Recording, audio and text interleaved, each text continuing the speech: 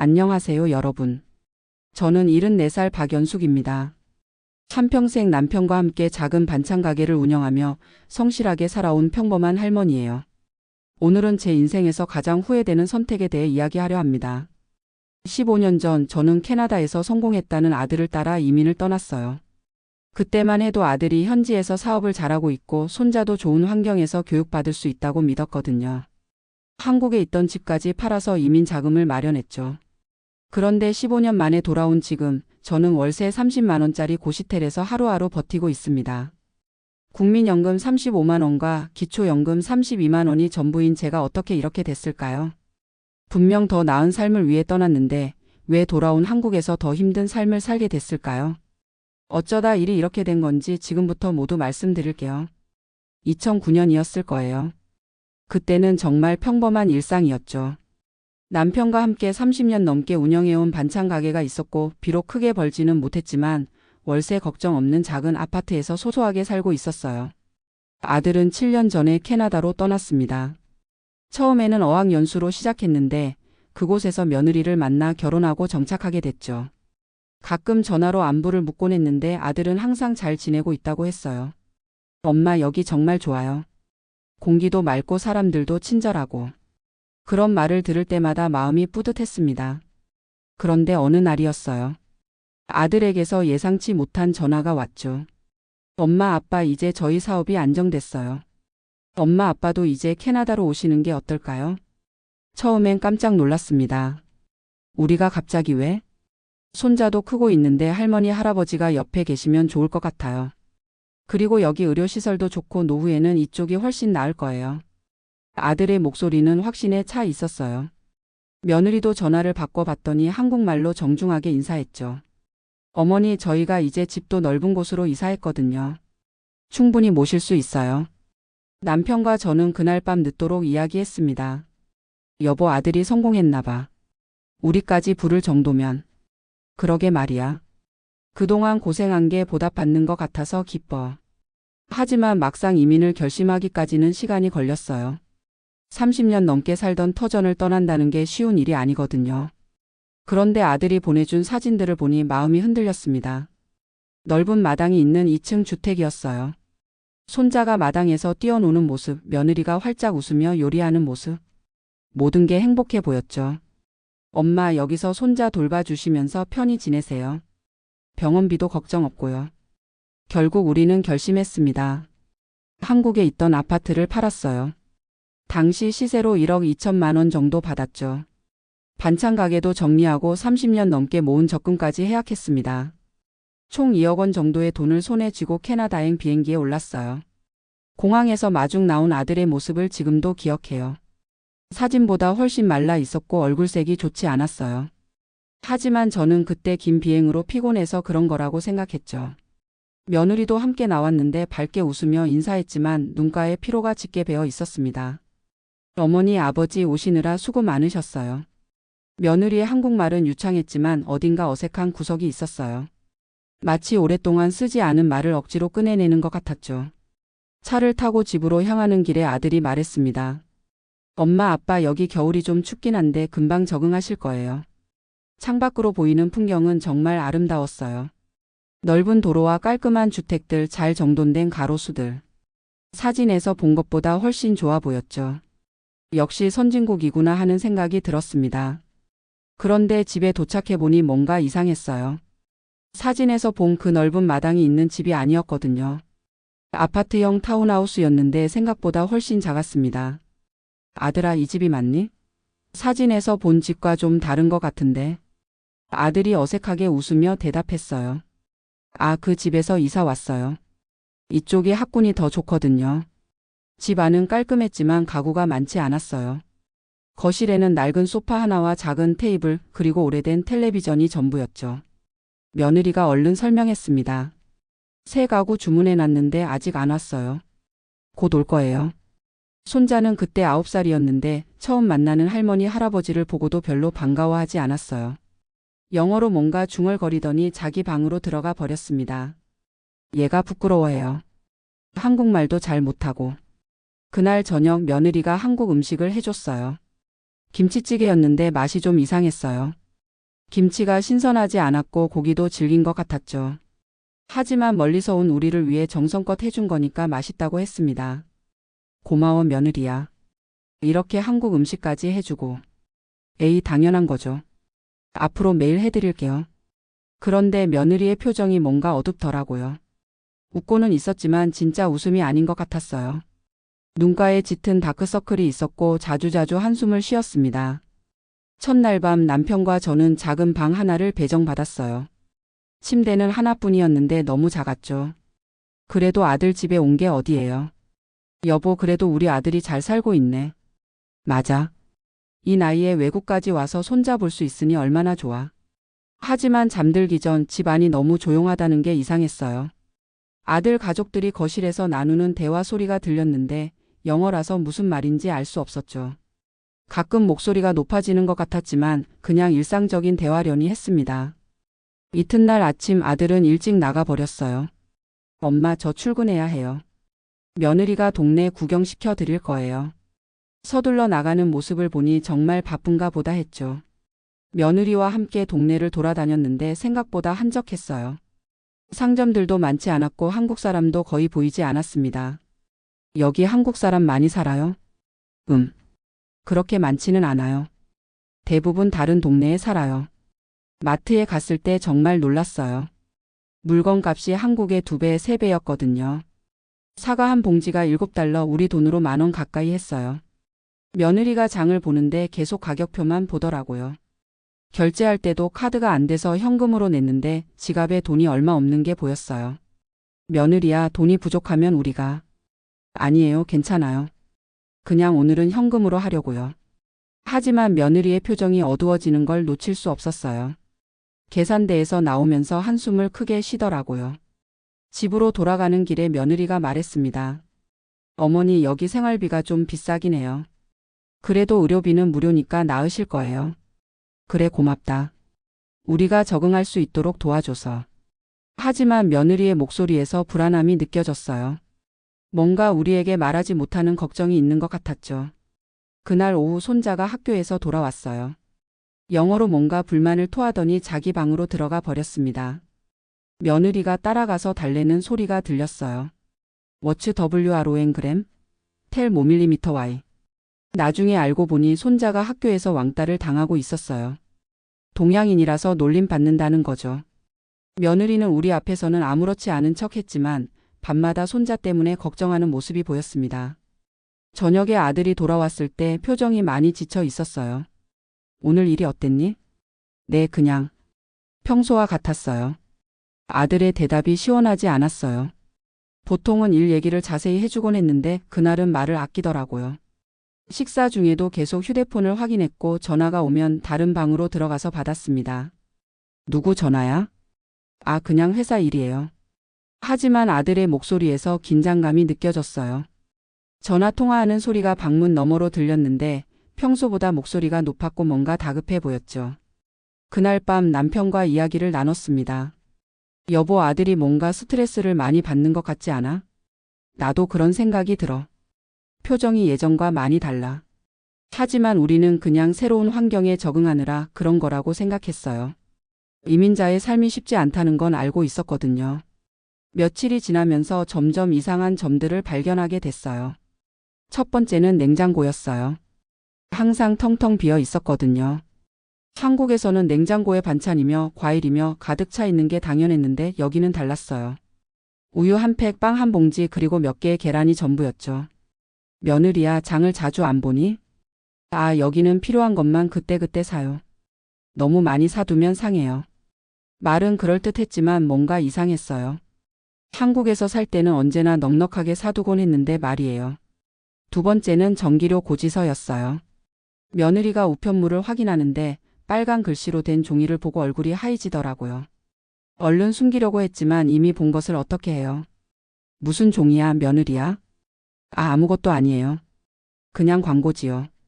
하지만 그 빨간 글씨가 심상치 않아 보였어요. 나중에 알고 보니 전기료 연체 고지서였거든요. 세 번째는 아들의 차였어요. 처음에는 멀쩡해 보였는데 자세히 보니 곳곳에 흠집이 있었고 타이어도 많이 닳아 있었어요. 어느 날은 시동이 안 걸려서 한참을 끙끙거리기도 했죠. 아들아, 차를 새로 사는 게 어떠니? 아니에요. 이 차면 충분해요. 아직 쓸만해요. 하지만 아들의 표정에서 여유가 느껴지지 않았어요. 차 수리비조차 부담스러워하는 것 같았거든요. 일주일쯤 지났을 때 더 충격적인 일이 있었어요. 며느리가 밤 10시가 넘어서야 집에 들어오는 거예요. 어디 갔다 와? 아, 친구 만나고 왔어요. 하지만 며느리의 옷차림이 이상했어요. 유니폼 같은 걸 입고 있었거든요. 그리고 몸에서 약간의 소독약 냄새가 났어요. 다음 날 아침에도 일찍 나가더라고요. 오늘도 친구 만나니? 네, 잠깐 볼 일이 있어요. 하지만 매일 그럴 리는 없잖아요. 뭔가 숨기는 게 있다는 느낌이 들었죠. 그러던 어느 날이었어요. 아들이 회사에 가고 며느리도 나간 사이 집에서 혼자 TV를 보고 있는데 전화가 왔어요. 영어로 뭔가 얘기하는데 알아들을 수 없었죠. 계속 울리니까 받을 수밖에 없었어요. 헐로? 상대방이 뭔가 빠르게 말하는데 전혀 알아들을 수 없었어요. 그런데 중간중간 페이먼트라는 단어가 들렸거든요. 그건 돈 관련된 얘기라는 걸 알 수 있었죠. 아들이 집에 돌아왔을 때 그 얘기를 했어요. 아들아, 오늘 전화 왔었는데. 아, 그냥 텔레마케팅이에요. 신경 쓰지 마세요. 하지만 아들의 얼굴이 순간 굳어지는 걸 봤어요. 뭔가 걱정스러운 일이 있는 게 분명했죠. 그날 밤 남편과 저는 심각한 대화를 나눴습니다. 여보, 뭔가 이상하지 않아? 아들이 우리에게 거짓말하는 것 같아. 나도 그런 생각이 들어. 처음에 말한 것과 너무 달라. 우리가 본 아들의 모습은 성공한 사업가가 아니었어요. 매일 지친 표정으로 집에 들어오고 전화만 오면 불안해하고 돈 얘기만 나오면 표정이 어두워지는 사람이었죠. 며느리도 마찬가지였어요. 분명 전업주부라고 했는데 매일 나가서 늦게 들어오고 유니폼 차림에 소독약 냄새까지 났어요. 이건 분명 어디서 일하고 있다는 얘기잖아요. 우리가 너무 성급하게 온 건 아닐까? 하지만 이미 한국 집까지 팔고 왔는데. 그때서야 우리는 돌이킬 수 없는 선택을 했다는 걸 깨달았어요. 한국에서의 안정된 생활을 포기하고 모든 걸 정리해서 온 건데 아들의 상황이 우리가 생각했던 것과 완전히 달랐던 거죠. 2주째 되던 날 결정적인 사건이 일어났어요. 아들이 평소보다 훨씬 늦게 집에 들어왔는데 얼굴이 새하얘져 있었어요. 손도 부들부들 떨고 있었고요. 아들아, 무슨 일 있었니? 아, 아니에요. 괜찮아요. 하지만 괜찮아 보이지 않았어요. 식사도 거의 하지 않았고 계속 휴대폰만 들여다보고 있었죠. 며느리가 늦게 돌아와서도 아들과 뭔가 심각한 대화를 나누더라고요. 영어라서 내용은 모르겠지만 목소리 톤이 예사롭지 않았어요. 가끔 며느리의 흐느끼는 소리도 들렸죠. 다음 날 아침 아들이 저희를 불러 앉혔어요. 엄마, 아빠, 말씀드릴 게 있어요. 그때 아들의 표정을 보고 심상치 않다는 걸 느꼈죠. 며느리도 옆에 앉아 있었는데 눈이 빨갛게 부어 있었어요. 사실은 제가 거짓말을 했어요. 아들의 첫 마디가 저희 가슴을 철렁 내려앉게 했어요. 무슨 거짓말? 저희가 그렇게 잘 살고 있지 않아요. 사업도 잘 안 되고 있고요. 순간 머리가 하얘졌어요. 그동안 느꼈던 모든 위화감들이 한꺼번에 설명됐거든요. 그럼 지금까지 우리에게 한 말들은 뭐였니? 죄송해요. 엄마, 아빠 걱정시키고 싶지 않아서. 아들이 털어놓은 진실은 충격적이었어요. 사업이라고 했던 건 사실 작은 식당에서 주방 보조로 일하는 거였고 그마저도 불안정한 상황이었어요. 며느리는 요양원에서 간병 보조사로 밤낮 일하고 있었고요. 그럼 우리를 왜 부른 거니? 손자 돌봄비가 너무 비싸서. 그리고 정말 가족이 함께 살고 싶어서요. 아들의 말을 듣고 보니 우리를 부른 이유가 단순히 효도가 아니었어요. 경제적인 어려움 때문이었던 거죠. 베이비시터 비용을 아끼려고 했던 거예요. 그럼 우리가 가져온 돈으로. 그건 절대 쓰지 마세요. 엄마, 아빠 노후 자금이잖아요. 하지만 이미 상황은 심각했어요. 집세가 2개월치나 밀려 있었고 전기세, 가스비도 연체된 상태였어요. 카드 빚도 상당했고요. 며느리가 눈물을 흘리며 말했어요. 어머니, 정말 죄송해요. 이렇게 될 줄 몰랐어요. 그때서야 며느리가 왜 항상 피곤해 보였는지, 왜 늦게 들어왔는지 알게 됐어요. 하루에 12시간씩 일해도 생활비가 부족한 상황이었던 거죠. 우리는 그날 밤 깊은 고민에 빠졌어요. 한국에서 가져온 2억 원이 있긴 했지만 그걸 다 써버리면 우리 노후는 어떻게 될까요? 그렇다고 아들 가족이 이렇게 힘들어하는데 외면할 수도 없고요. 여보, 우리가 어떻게 해야 할까? 아들을 도와줘야지. 가족인데. 결국 우리는 아들을 도와주기로 했어요. 밀린 집세와 공과금을 대신 내주고 당분간 생활비도 보태주기로 했죠. 한 달에 200만 원씩만 써도 10개월이면 다 떨어질 돈이었지만 그때는 임시방편이라고 생각했어요. 하지만 상황은 나아지지 않았어요. 오히려 더 악화됐죠. 아들이 다니던 식당이 경영난으로 문을 닫게 된 거예요. 엄마, 저 일자리를 잃었어요. 또다시 청천벽력 같은 소식이었어요. 며느리 혼자 벌어서는 도저히 가족 4명이 살 수 없는 상황이 된 거죠. 구직급여라도 나오니? 여기는 한국과 달라요. 조건이 까다로워서.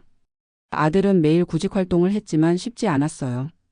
언어가 완벽하지 않으니 선택의 폭이 좁았고 경력도 인정받기 어려웠죠. 2달이 지나도 아들은 일자리를 구하지 못했어요. 우리가 가져온 돈은 빠른 속도로 줄어들고 있었고요. 처음 2억 원이었던 게 벌써 1억 5천만 원으로 줄어 있었어요. 그 즈음 남편의 건강에 이상이 생겼어요. 가슴이 답답하다고 하시더니 어느 날 갑자기 쓰러지신 거예요. 여보. 응급실로 달려갔는데 의사가 심장에 문제가 있다고 했어요. 수술을 해야 한다는 거죠. 의료보험이 있으니까 괜찮을 거예요. 며느리가 위로해줬지만 막상 병원비 청구서를 받아보니 깜짝 놀랐어요. 보험이 적용되지 않는 부분이 상당했거든요. 우리는 영주권자가 아니라 방문자 신분이었으니까요. 수술비와 입원비로만 3만 달러, 우리 돈으로 4천만 원이 나왔어요. 이렇게 많이 나올 줄 몰랐는데. 아들과 며느리도 당황했어요. 당장 그 돈을 낼 수 있는 건 우리가 가져온 돈뿐이었거든요. 결국 우리는 그 돈을 병원비로 써야 했어요. 2억 원 중에서 벌써 1억 원이 사라진 거죠. 남편은 다행히 수술 후 회복됐지만 몸이 예전 같지 않았어요. 자주 피곤해 하시고 계단 오르기도 힘들어 하셨죠. 여보, 우리 한국으로 돌아가는 게 어떨까? 하지만 이미 집도 팔았는데 어디로 가? 그때서야 우리가 얼마나 무모한 선택을 했는지 깨달았어요. 한국에서의 기반을 모두 정리하고 온 건데 돌아갈 곳이 없었던 거죠. 아들도 미안해했어요. 엄마, 아빠 정말 죄송해요. 제가 너무 성급했어요. 하지만 이미 엎질러진 물이었어요. 우리는 계속 캐나다에 머물 수밖에 없었죠. 남편의 건강이 악화되면서 병원비는 계속 늘어났어요. 정기검진, 약간 물리치료비까지 합치면 한 달에 500만 원은 좋게 들었거든요. 우리가 가져온 돈은 6개월 만에 5천만 원까지 줄어들었어요. 이대로 가면 1년도 못 버틸 상황이었죠. 그런 상황에서 설상가상으로 집주인이 집세를 올리겠다고 통보해 왔어요. 한 달에 200만 원에서 300만 원으로 50% 인상이었어요. 이사를 가든지 아니면 올린 집세를 내든지 선택하세요. 아들과 며느리는 완전히 절망에 빠졌어요. 이미 더 싼 집을 구하기도 어려운 상황이었거든요. 엄마, 아빠 정말 어떻게 해야 할지 모르겠어요. 그때 며느리가 눈물을 흘리며 말했어요. 어머니, 저희가 너무 무책임했어요. 준비도 제대로 안 하고 모셔왔어요. 정말 막막했어요. 한국으로 돌아가자니 갈 곳도 없고 여기 머물자니 돈도 떨어져 가고. 그러던 어느 날 남편이 갑자기 쓰러지셨어요. 이번에는 심장마비였어요. 응급실로 달려갔지만 이미 늦었어요. 의사가 고개를 저으며 말했죠. I'm sorry. 그 순간 하늘이 무너지는 것 같았어요. 30년 넘게 함께 산 남편을 이런 낯선 땅에서 보내야 한다니. 장례를 치르는 것도 큰일이었어요. 한국과는 모든 게 달랐거든요. 장례비만 2만 달러, 우리 돈으로 2,500만 원이 들었어요. 우리가 가져온 돈 중 마지막 남은 돈마저 장례비로 다 써버린 거죠. 이제 정말 빈털터리가 됐어요. 남편을 떠나보낸 후 저는 완전히 무너졌어요. 언어도 통하지 않는 낯선 땅에서 혼자 남겨진 기분이었거든요. 아들과 며느리도 어떻게 해야 할지 몰라 했어요. 이제 저까지 돌봐야 하는데 그들도 당장 내일이 걱정인 상황이었으니까요. 엄마, 일단 정부 지원이라도 신청해 보세요. 무슨 지원? 아들이 알아보니 노인복지 혜택이 있긴 했어요. 하지만 영주권자도 아니고 시민권자도 아닌 저에게는 제한적이었죠. 몇 달을 더 버텨봤지만 상황은 나아지지 않았어요. 아들은 여전히 일자리를 구하지 못했고 며느리 혼자 벌어서는 생활이 불가능했어요. 손자는 학교에서 계속 왕따를 당했고 집에서도 스트레스를 받는 게 보였어요. 한국말도 잘 못하니 저와 대화하기도 어려웠고요. 그러던 어느 날 집주인이 채우 통첩을 보내왔어요. 이번 달 안에 밀린 집세를 다 내지 않으면 강제 퇴거시키겠다. 아들이 절망적인 표정으로 말했어요. 엄마, 정말 어떻게 해야 할지 모르겠어요. 그때서야 저는 결심했어요. 아들아, 엄마는 한국으로 돌아갈게. 엄마, 그러면 어디서 어떻게 사실 건데요? 솔직히 저도 막막했어요. 한국에 돌아가봤자 갈 곳도 없고 돈도 없고. 하지만 여기서 아들 가족에게 집만 되는 것보다는 나을 것 같았어요. 일단 돌아가서 생각해보자. 아들과 며느리는 미안해하면서도 어쩔 수 없다는 표정이었어요. 그들도 당장 자신들 살기도 버거운 상황이었으니까요.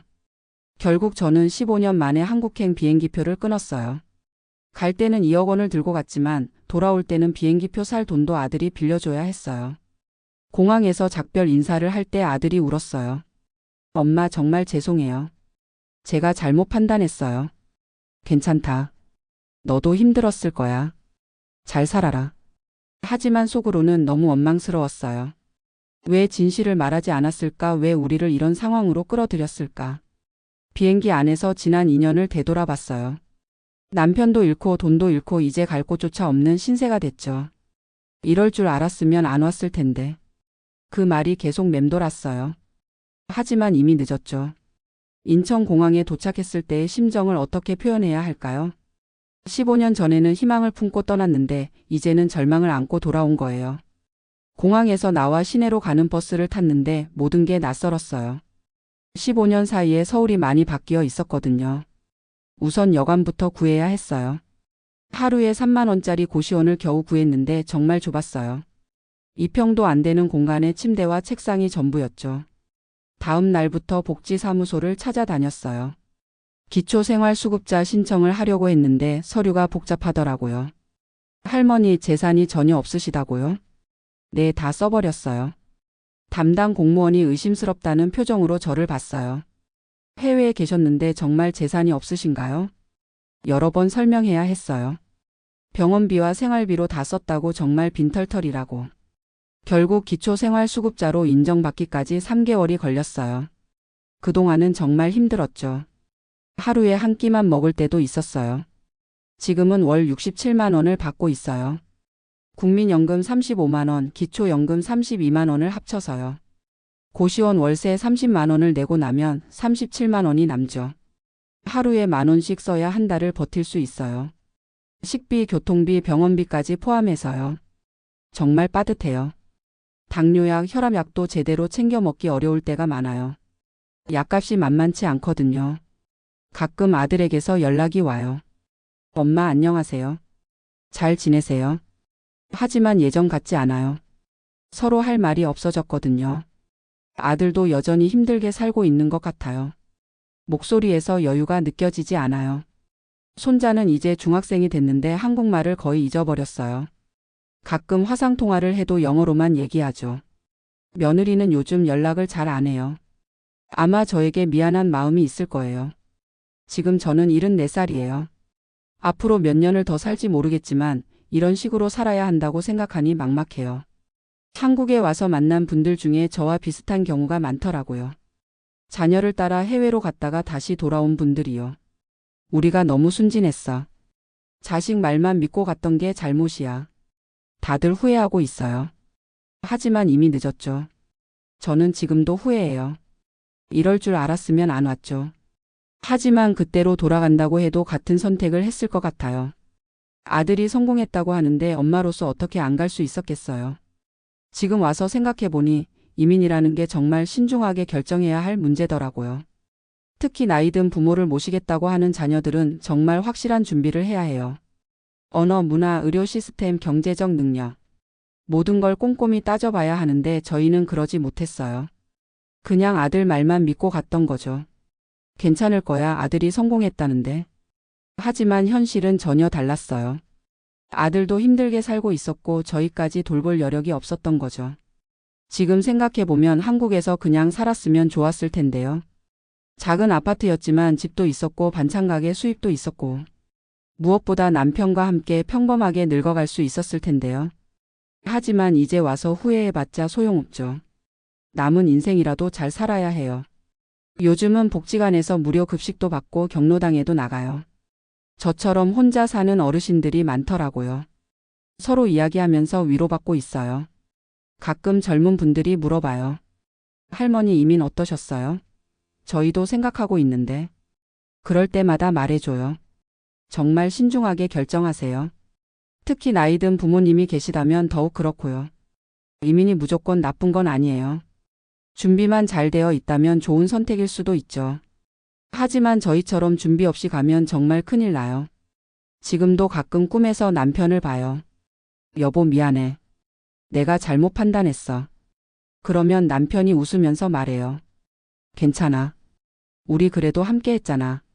그 꿈에서 깰 때마다 눈물이 나요. 정말 그리워요. 하지만 이제 혼자서라도 잘 살아야죠. 남편 목까지 살아야 하니까요. 여러분도 인생에 큰 결정을 내리실 때는 정말 신중하게 하세요. 특히 나이가 들어서는 더욱 그렇고요. 한번 잘못된 선택을 하면 되돌리기 어려워요. 저는 이럴 줄 알았으면 안 왔죠라는 말을 평생 하며 살 것 같아요. 하지만 이미 선택한 길이니까 그냥 받아들이고 살아가려고 해요. 남은 인생이 얼마나 될지 모르겠지만 후회만 하면서 살 수는 없잖아요. 지금이라도 작은 행복을 찾으면서 살아가려고 해요. 그게 제가 할 수 있는 최선인 것 같아요.